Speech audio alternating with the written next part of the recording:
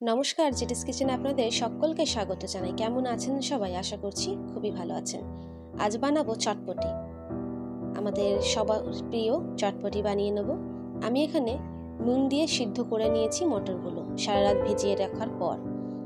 3টে সিটি দিয়ে সিদ্ধ করেছি কুকারে। এখানে একটা গুঁড়ো মশলা বানাবো, তার জন্য গোটা জিরে, ধনে আর কটা শুকনো লঙ্কা ভেজে নেব। বেশি কালো করবেন না। এবার এটাকে গুঁড়ো করে নেব।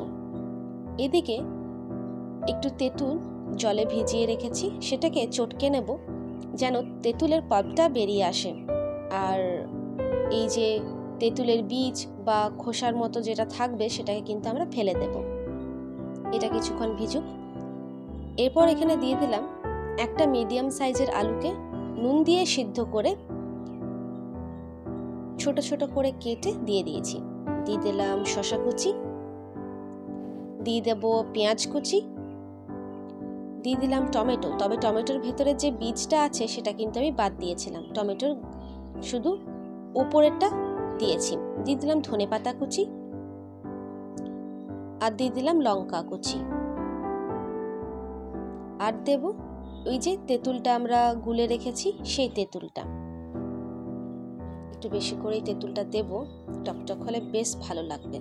আর দিয়ে দিলাম ওই যে ভাজা গুঁড়ো মশলা যেটা করেছিলাম সেটা। আর দেব বিট নুন। বিট নুন একটু বেশি করে দেবেন পরিমাণ মতো। আর দিলাম চাট মশলা। ও আচ্ছা, আমার এই ছোট্ট চ্যানেলে যারা নতুন, অনুরোধ থাকবে চ্যানেলটা সাবস্ক্রাইব করে পাশে থাকা বেল আইকনটা ক্লিক করে অল নোটিফিকেশনটাকে অন করে দেবেন। আর রেসিপিটা যদি ভালো লেগে থাকে একটু হলেও, তাহলে লাইক করবেন, কমেন্ট করবেন, পরিবারের সাথে শেয়ার করতে ভুলবেন না। তারপর আর কি মশলাগুলোর সাথে একটু মিক্স করে নিলাম। তারপর দিয়ে দেবো অর্ধেকটা কাগজি লেবুর রস। তারপর মিক্স করে খেয়ে নিন সবাই মিলে।